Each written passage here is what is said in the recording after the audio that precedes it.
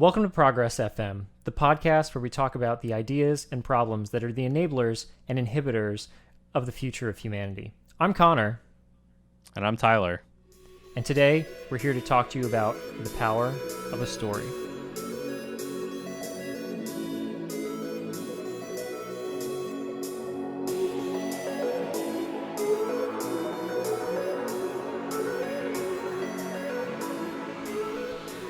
So today I want to talk about a concept that is near and dear to my heart, something that I actually consider to be one of the most important ideas for thinking about how people think, period, and kind of how ideas are formed and held by individuals and how people's minds change and how people's behaviors change.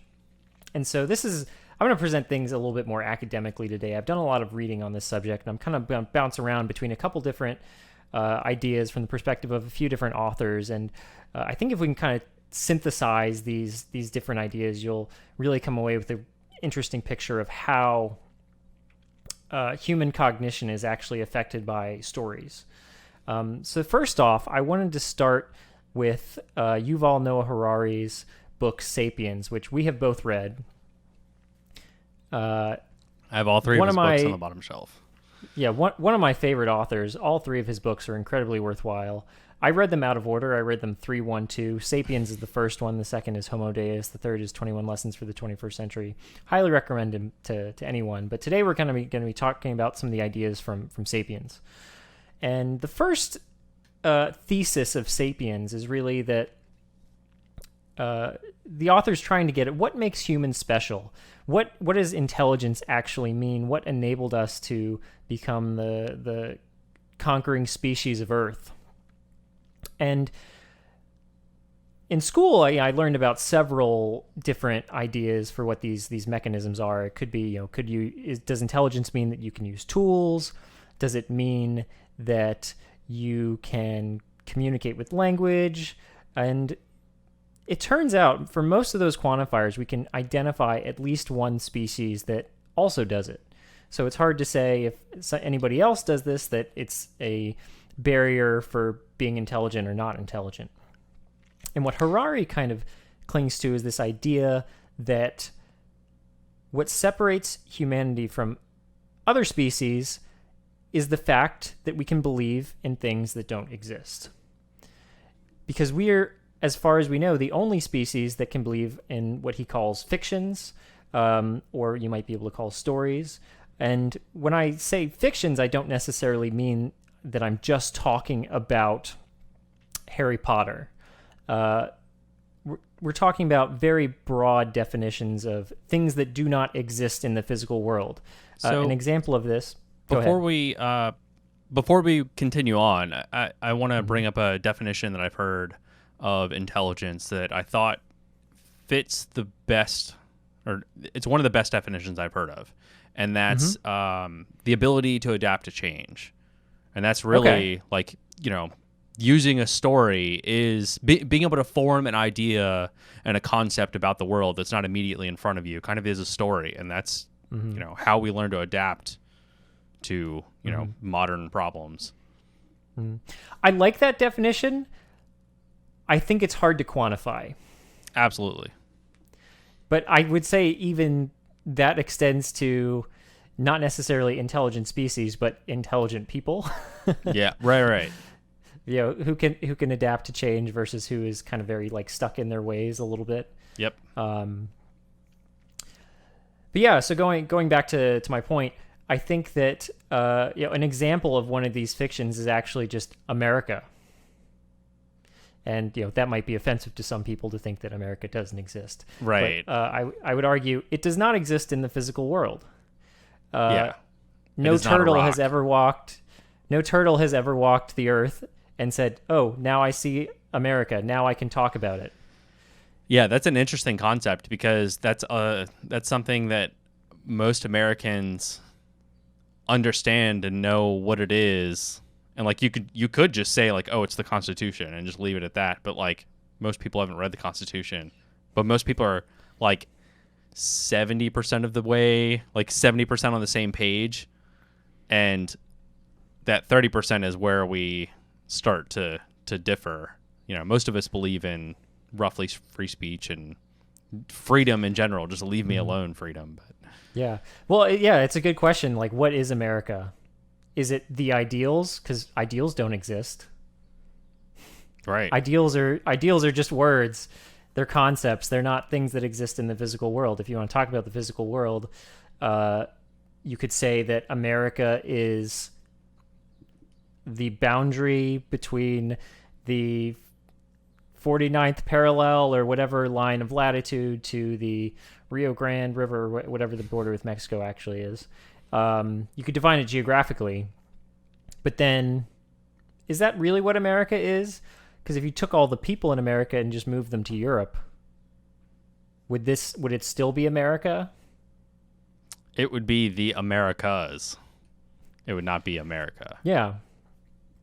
So really, Harari argues that these things don't exist; these are concepts, and it's really cool because we can actually talk about things that we've never seen before, because we have this capability to believe in things that don't exist and ability to communicate things we haven't seen. And really, one of the really cool things about that is that actually enabled the first kind of mass communication. Because before technology, there was no one-to-many communication device. Right. There was no email where you can blast out, one email to thousands of people. There wasn't even a microphone where you could talk to more than the people in your physical vicinity. So really, all communication had to be one-to-one, or one to a small number, and it was very hard to actually get people to collaborate in large groups. Yeah. Well, really, I mean, if you're talking about the invention of language in itself, which, really did enable stories, right? Like, everything before language, like, you literally just went off instinct. You didn't have the ability to form concepts that we put behind words to make stories. So, it did really establish the ability of, communicating one to many, but also just it's an enabler to even have the concept of being able to construct concepts. Yeah, yeah. Which without is the baseline. Without a rich language, there's no way that you can actually express any of these ideas. Period. Right. Mm-hmm. That's totally spot on. And then once you're able to communicate with large numbers of people, you can actually have mass collaboration at numbers much larger than any individual can actually communicate with. Ants have their colonies and they can communicate with 50 other ants or whatever, but they can't communicate with thousands of ants. And now, once we have these stories of like America or, a city, you can all believe in Maryland the same idea. Yeah, if you understand that the concept of Maryland exists and everyone has kind of a shared idea that we need to do things well in Maryland, we should keep people healthy, we should keep people fed, we should keep people homed. Yeah. Well, I mean, like even the I've lived in quite a few states, and Maryland has an odd pride to itself. Like, crabs and the ravens and Natty Boh and that weird I don't state understand. flag of theirs. Yeah, right. People of love ours, their I guess. Maryland flag. I don't understand, but well, they had the right idea to actually make it distinctive. Yeah. I mean, it's a decent looking flag, but I don't understand the obsession. Yeah. Starting with this idea that stories are something that's like a fundamental differentiator of what makes humans special. It kind of starts to lead to this idea that the human brain is really wired to accept stories. And that's just kind of fundamentally like how we think. We're very poor at holding just facts in our head that are entirely unrelated. It's much easier to remember things when you can put them to a concept of a story.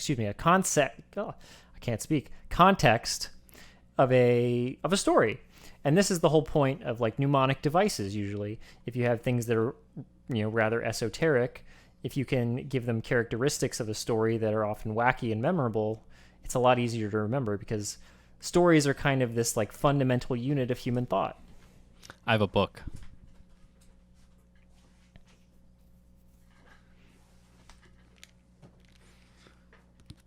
This Mind Hacks. I don't know if you've ever heard of this. I think I brought No. it up to you before, but it's basically it teaches tricks for like memory or quick addition and stuff like that. But one of the concepts in it is trying to let's say if you wanted to memorize the whole periodic table. Like that's a shit ton of information. That's pretty hard. But Yeah. there's a method in here. It's the hotel method. Basically, if you make like hydrogen room 1, like 101 on the first floor of a hotel or whatever, then you can picture things in that room. Basically, you're constructing a story as a mnemonic device to memorize, whatever you want. Like you could have X number of pillows on the bed that signify some, atomic number of an element or whatever. And it's pretty interesting. But yeah, it's basically tricking our brain using the concept of stories to memorize literal factual information. And this kind of gets to the next point, which is that stories affect our behavior. And so, it shapes how we think, and it shapes how we behave as well. Because human brains actually have not really progressed that much in the last 20 or 30,000 years. And I think the literature states that we're basically as smart as we were back then, and we haven't gotten any smarter. Yep. And if you watch the news, you can tell. Yeah. But what this means is the reason that we've been able to change our behavior is not because we've had genetic differences that told us if we want to behave differently, we need different genes. Instead, we were able to update our behavior much faster because we had stories to tell us how to behave. So for instance, cats, I think, are kind of genetically afraid of snakes. Yeah. And if you show a cat if you show a cat a cucumber, they'll jump. And to get that kind of inborn fear into them, they're never taught that by their mother. They just it's a natural instinct of theirs. And for them to evolve a similar natural instinct would take many, many generations that would take probably, thousands of years. Yep. But for us, all it takes is, hey, this guy I know got killed by a snake. Don't walk near one. And now we don't walk near snakes anymore. This is what anymore. it looks like, yeah. Yeah. And so the ability of us to hold these ideas and this kind of communication, in our heads was an incredible factor that enabled humans to really conquer the planet. So before we move on, I wanted to kind of bring up a point that, like you said, humans haven't really evolved in tens of thousands of years, if not 100,000 years. And really, technology is the enabling factor that has improved our lives and humanity in general. Like just the ability to survive and really thrive is enabled by technology. Like, it's first enabled by agriculture, and then, moving forward, teaching fellow Early generations. Science. Yeah, right. Mm-hmm. Moving starting to understand the weather or whatnot. Yeah, moving away from mysticism and into actually basing things off evidence and understanding how the general world works as much as we can to keep on building on top of it. That the printing press came from that, the Industrial Revolution came from that, the internet now, and basically now we're on a rocket ride. This is just going, it's just going to keep on flourishing. And, technology is a tool. We can use that for good or for evil. And, it's really going to determine the trajectory of humanity. And stories are the ship, essentially. That's your steering. Getting everyone on the same page really is, core. Yeah, and I think that even when you envision the future, stories about the future are incredibly important to where we go next, because you occasionally hear stories about, you're in the military, so you are probably familiar with AFN, the Armed Forces Network. Yeah. So they were, for any listeners that don't know, the Armed Forces Network is a military-run TV station or series of TV stations that are trying to give soldiers the ability to watch American TV while they're overseas. And they get all of their TV shows for free, but the caveat for that is that they don't show any commercials. So all the commercials they show are military-made commercials, and they are as good as you would expect. But some of them tell stories about the benefits of military research. And I remember one of them, I think, was talking about the consumer microwave.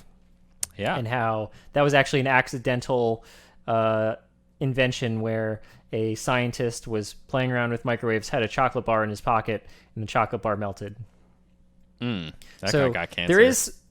There is some, wasn't able to have children after that. Yeah. But there is some amount of serendipity in science and technology discovery. But I think that a lot of it is much more targeted, and we have a story about the future, and we try to bring it to bear. And we have a theory for what the next discovery in physics is, or what a technology we want is, and then we figure out how to make it. Yep. Yeah, I mean, really, it is the dichotomy between Star Wars and Star Trek. Like, science fiction writers have thought about pretty much every invention that we could make. So it's, they've already written about it. It's just, is it possible or not? And has someone gotten around to it? Really? And is it pretty? Is it cool? Right. Or is it going to kill us all? Well, Black Mirror. That's the problem with some of these science fiction dystopias, which we've talked about a lot, is that they're too cool. And people get obsessed with how cool Skynet is and how cool the Blade Runner aesthetics are, that they kind of miss out on the actual message that, like, these things aren't good. Yeah. Hey, this is scary as fuck. Probably don't build this. Wouldn't it be great if we lived in a Los Angeles, Tokyo hybrid where everyone was poor and lived on the streets in neon lights and, cultural integration and all this stuff that, kind of missed out. I'm like, well, everybody's poor. Nobody's really doing well. There's, robots running rampant and cops that are kind of going around and just killing them despite the fact that they might be sentient. Right. Everyone thinks they're going to be the 1% in those movies and shows. Like they're going to be, or just look really cool. Yeah, right. That's kind of the problem, is sometimes these things just look really cool, and I want to be able to recapture those aesthetics. Right. The stories are too good. Exactly. So next I want to talk about another book called Out of the Wreckage by George Monbiot, who is a British writer. And this book actually focuses a lot more on political stories. So you and I have both read this book. I've probably reviewed it a bit more recently than you. But the fundamental thesis is that humans believe in political stories. And these political stories all have a similar structure. I don't actually have it off the top of my head, but it's something like, we, the people, have been oppressed by the effects of something, and this outsider has not made our lives good. So I will unite us under this common ideal, which will bring us prosperity and into the future. Yeah. And all political stories are kind of some variation of that. Right. It's preying on tribalism and us versus them. Mm-hmm. Yep. And, common examples of this story are democracy, capitalism, communism, socialism. Being an American. Yep. That's exactly used quite a lot. And so it's, to put some, real names to that story, it might be something like, the British are oppressing us, and we, the people of the colonies, need to unite under General George Washington, under the ideals of life, liberty, and the pursuit of happiness, to create a new democracy where we all get to vote and bring a prosperity to us and our people. Something like that. And political stories don't last forever. They need to be refreshed. Otherwise, they get boring. and we've People been get living. used to them. Yeah, yeah, and also the world changes. Yeah. You know, American democracy was invented in the 1700s. It's a very different world now from then. Yeah. Socialism, communism, those are all from the early 1900s. Keynesian economics, similarly, tons of economic ideas are hundreds of years old now. So how do you, We should do we should do a whole episode on economics. Like just the concept. Yeah, that's definitely a topic I want to cover. But just, the gig economy didn't exist then. You can't have a political story about the working class now that doesn't mention the gig economy. Identity theft didn't exist then either. Exactly. So the credit system. Even though these stories kind of rely on fundamental human principles, they're not really resonant with many people nowadays, just because the circumstances under which we live were unimaginable at the time they were created. So these stories, even though they may involve fundamental hardwired human ideals that are the same from generation to generation, need to be refreshed to reflect the new circumstances. And so we're kind of in a state where we've been living under all of these 20th century stories, these political stories, and there has not really been that much refreshing of them since World War II. Because basically after World War II, we entered this new period of globalism, and we started the dissolution of the nation state, a more globalized society where everything is more and more interconnected. And then we had another influx of narratives during the Ronald Reagan years, really, with the birth of kind of neoliberalism. And now we're seeing some new stories be created with kind of Trump and a return to nationalism, Trumpism, or whatever you want to call it. Make America Great Again is literally trying to go back to those two fundamental ideas. Yeah. Yeah, that's a perfect example of a new political story, talking about how China and Mexico and all of these other outside forces are oppressing the good, hardworking people of the United States, illegal immigrants, and how, only Donald Trump is the person who's going to look after you, and how he can work together with a Republican government to to bring back your jobs and to make sure that prosperity is brought forth upon you and your people. Yeah, I mean that's the sales pitch, right? I mean that's not, obviously the reality of it is a lot more complex. Absolutely. Yeah, but it is very interesting that, like, at the core, it really isn't like that. The fundamental idea of using those kind of stories instead of fact-based things like, oh, I want to run for president, here's my plans. Like, no one gives a shit about that.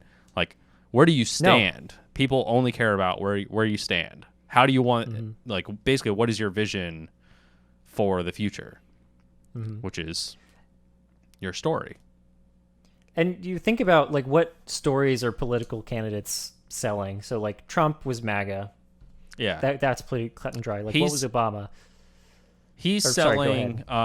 Trump is basically selling that he's a good capitalist, right? Which he is. Like, he's trying to use his skills as a capitalist to improve a system that's not just a capitalist system. But, yeah. And I think he's also saying that he's the guy who's going to look out for good white working class Americans.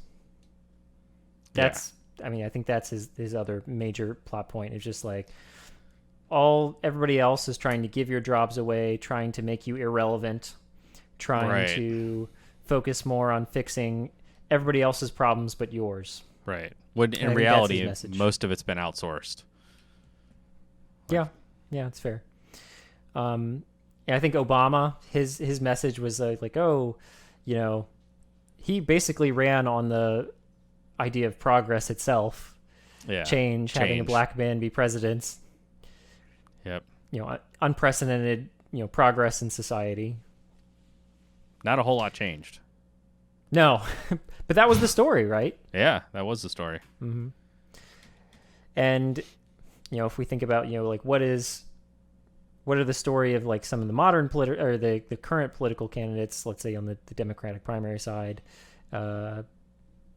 Bernie Sanders was much more of the working class revolutionary story of try to reform healthcare, universal healthcare, cancel student debt, and make the world livable for younger people.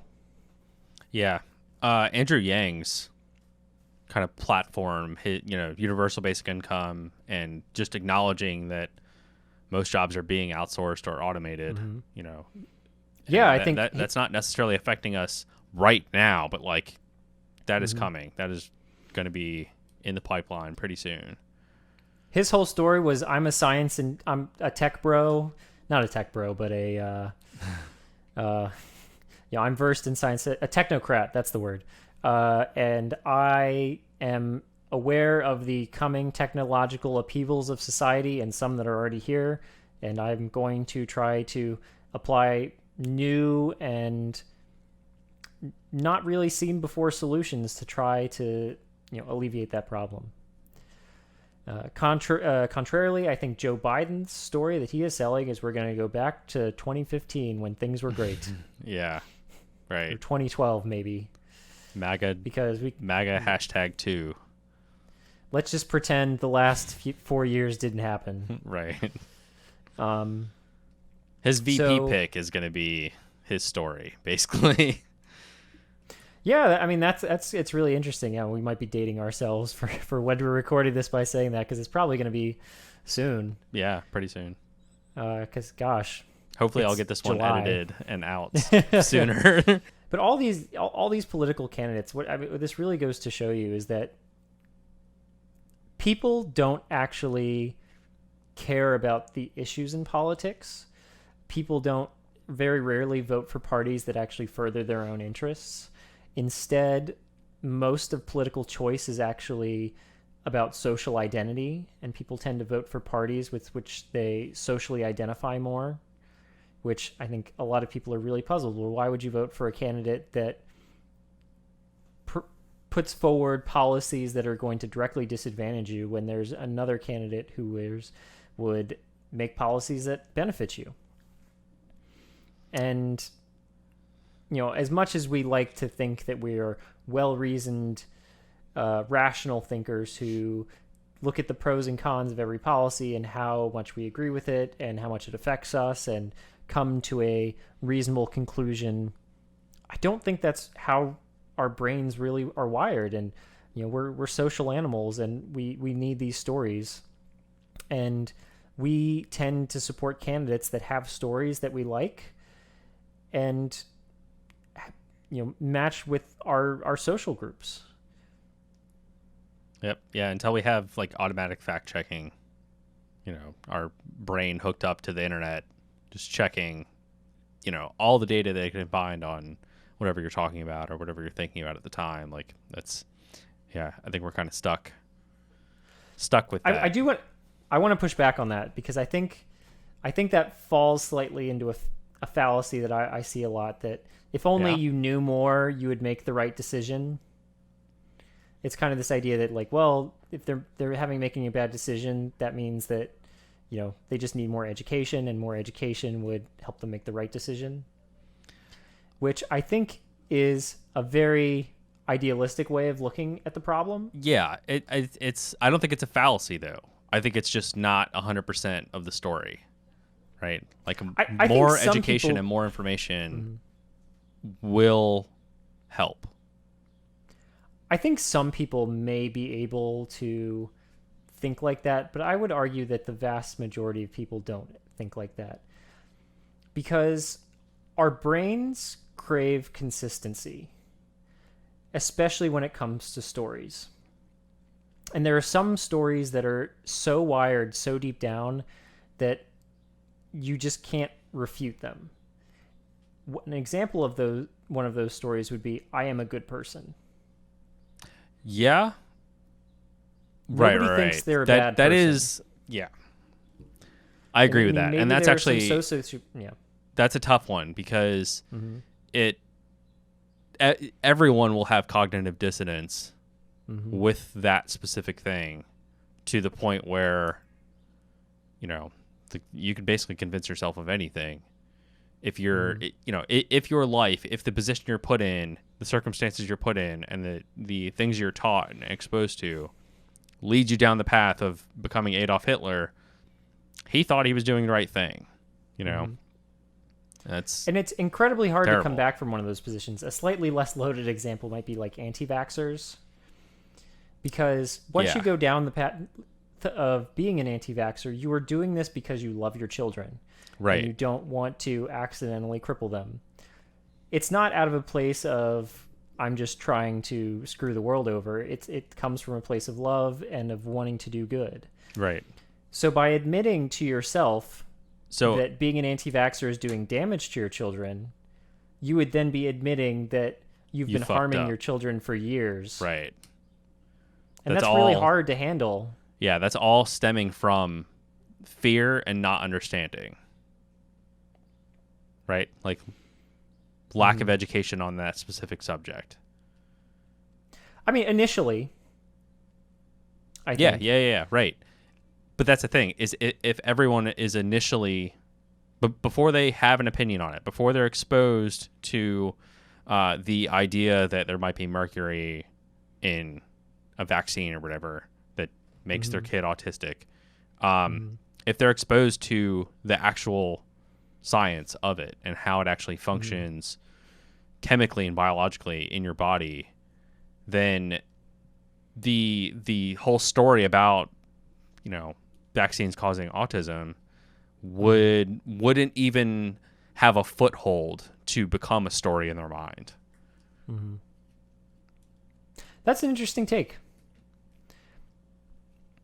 Yeah, so I've never thought about it like that, trying to actually preempt the formation of any negative stories.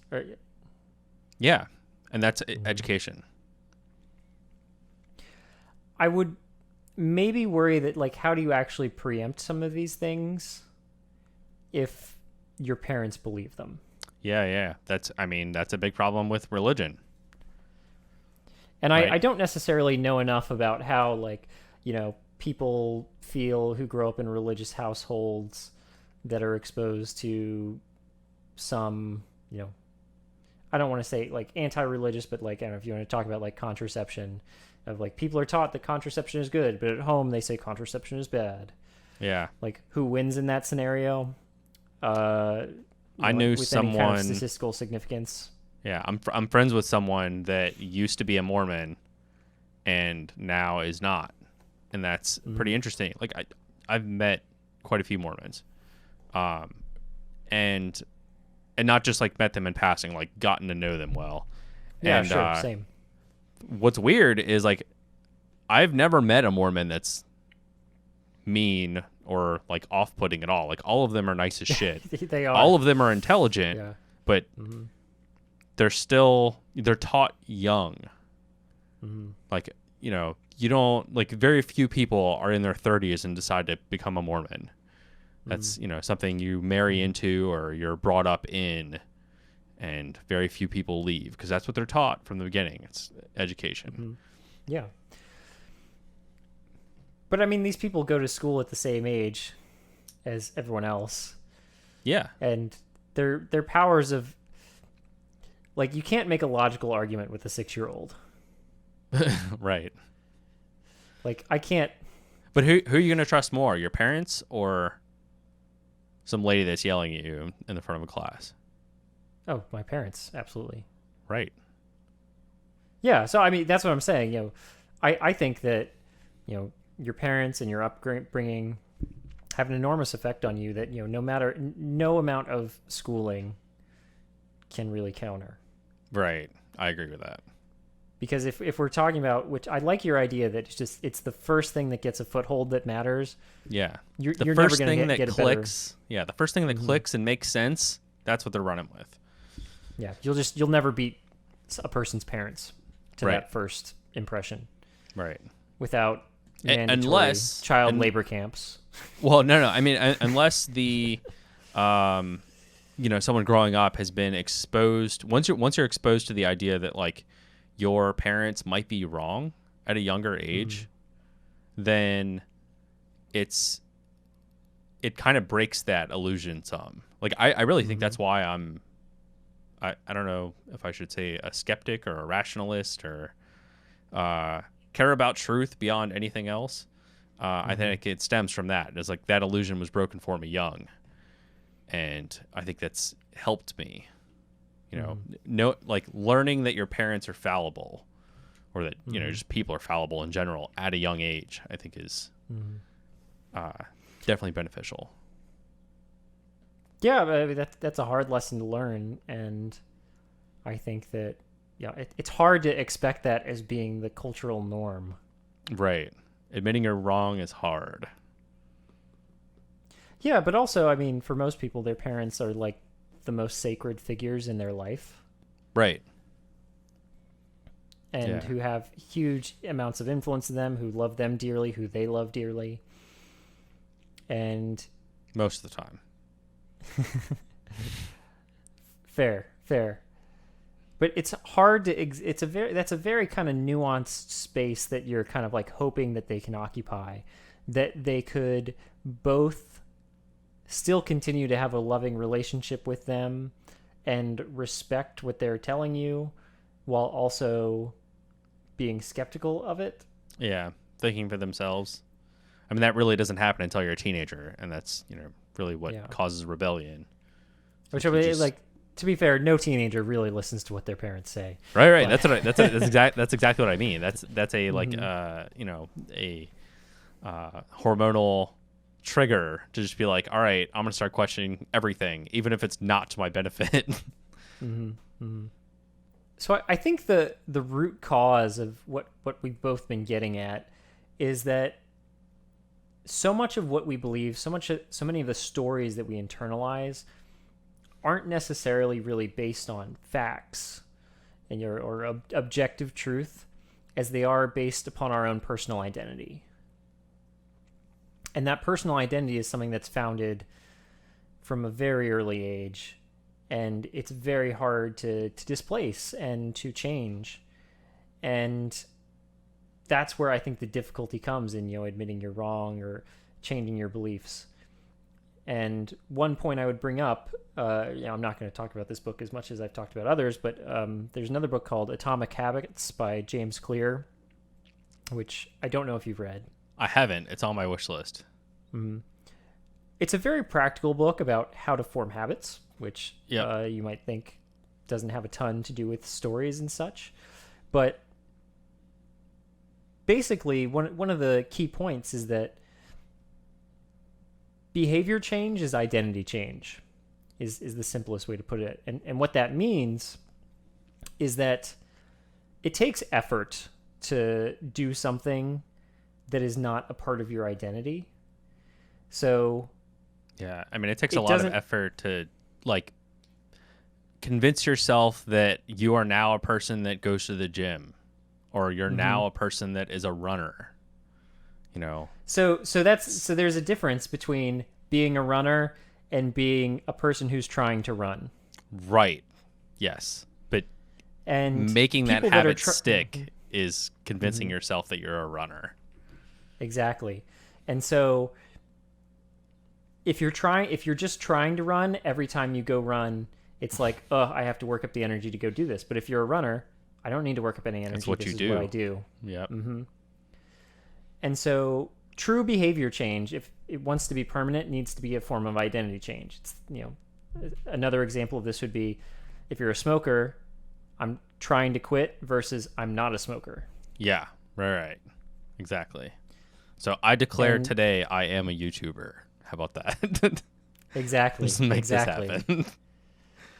Hey, if you post, like, subscribe, share, that you know what to do. Right. The bell. Click on the bell. Yeah. And trust me, click on the bell. There's no reason for you to worry about extra notifications. We will post very slowly and infrequently. Yeah.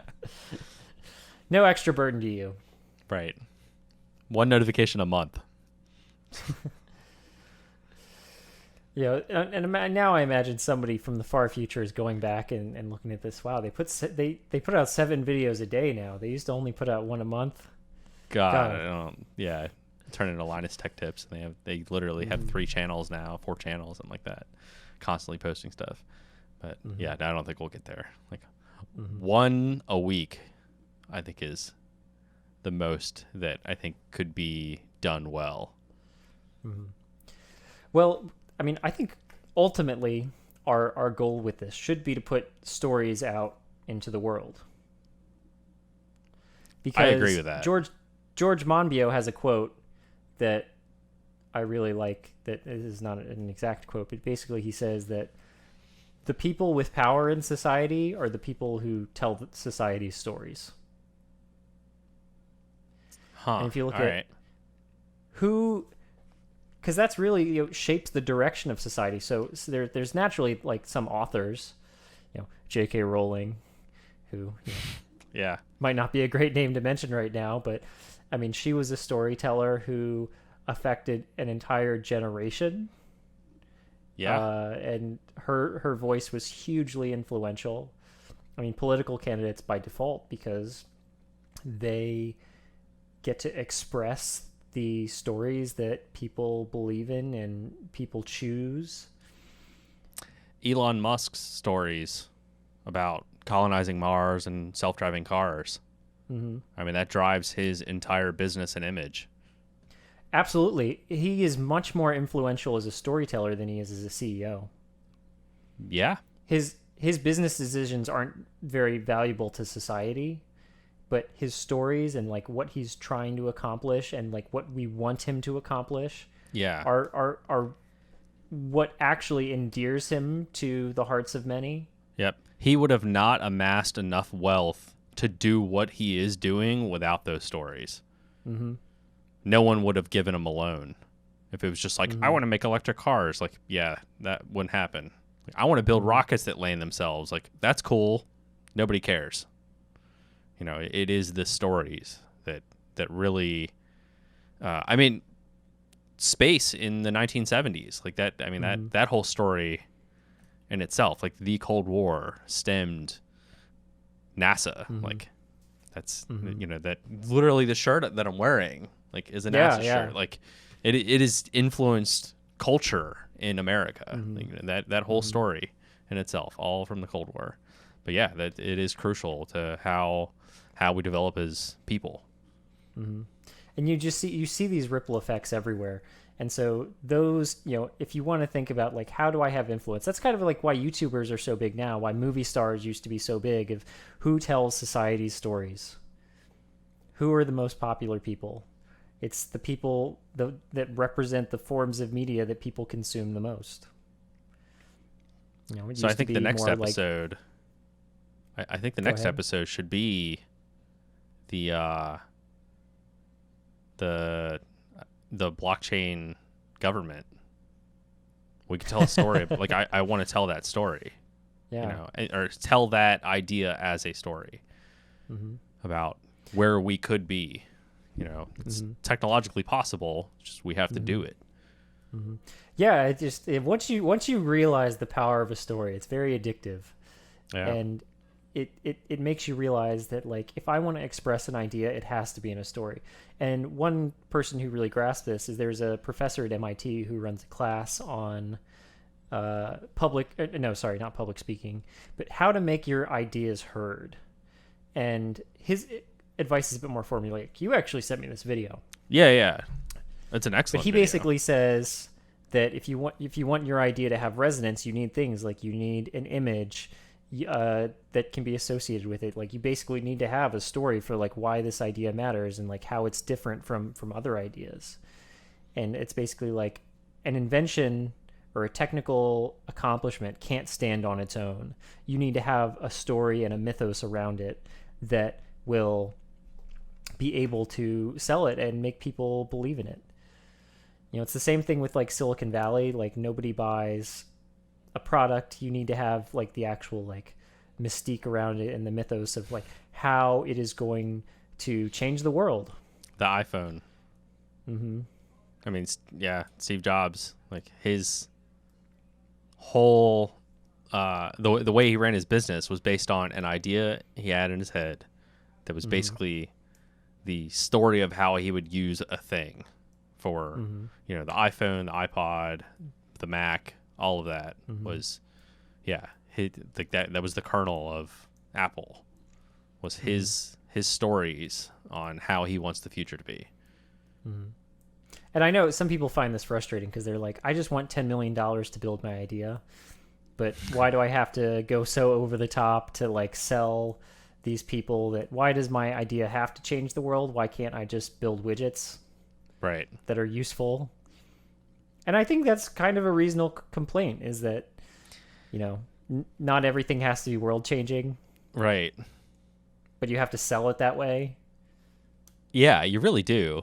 I mean, that really is my like in the clouds dream job, is just like having enough money to basically just be able to like try to solve any problems that I come across in life.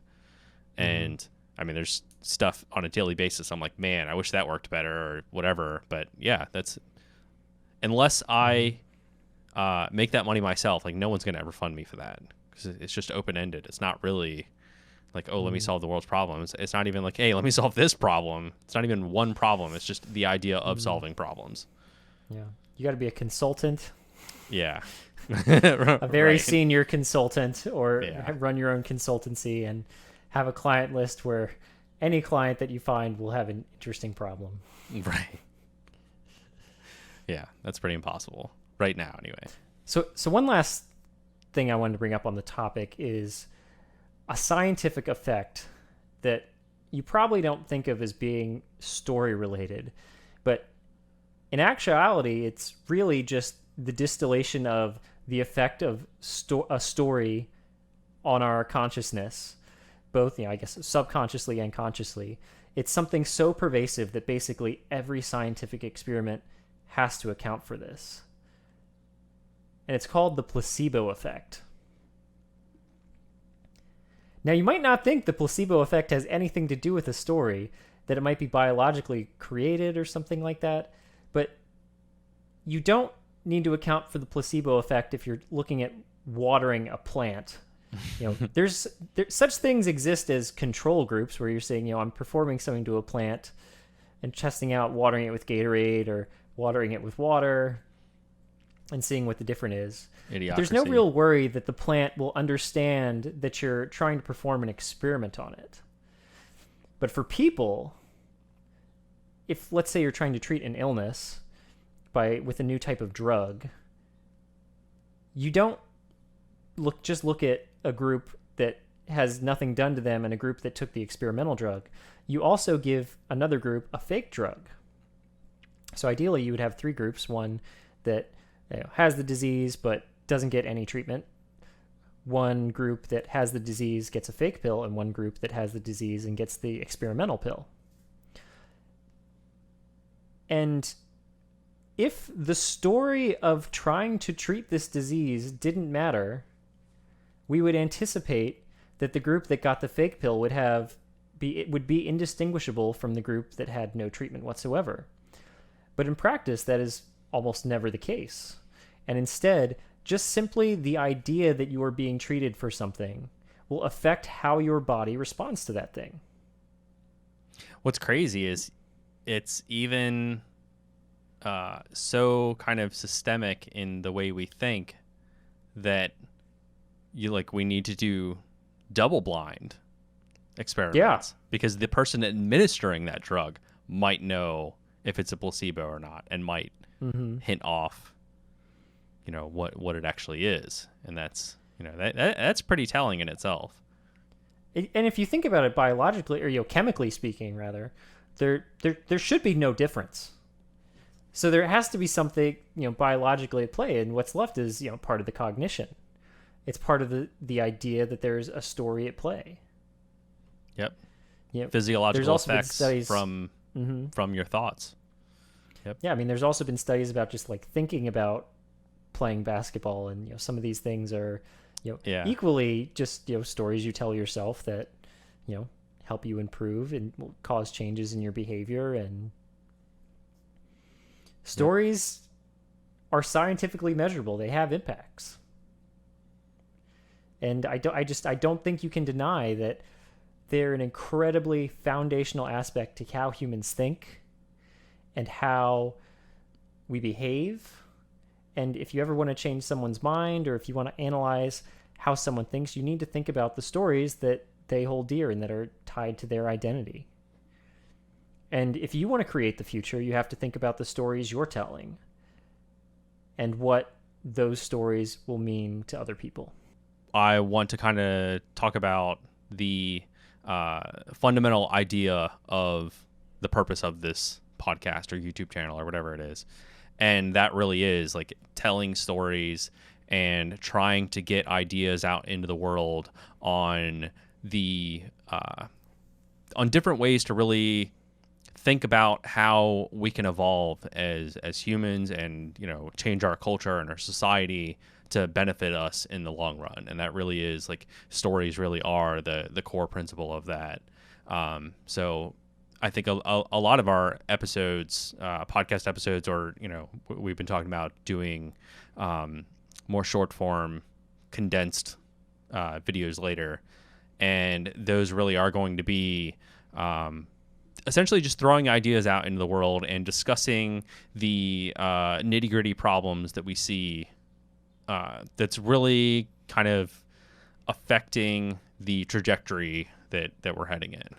So with that being said, I'm Tyler. You can find me pretty much anywhere on the internet as @HeartEngineer. And I'm Connor. You can find me at DAS_Connor, Das Connor. Yeah, Connor, CONNOR. Especially on Twitter. Yep. And I do have a Twitter. I'm going to try to check it. And I'm going to make us an email address soon also. So we will link all the books we talked about and YouTube videos and stuff like that in the video description. So like, subscribe, and we will have another video out soon. Thanks. Take care.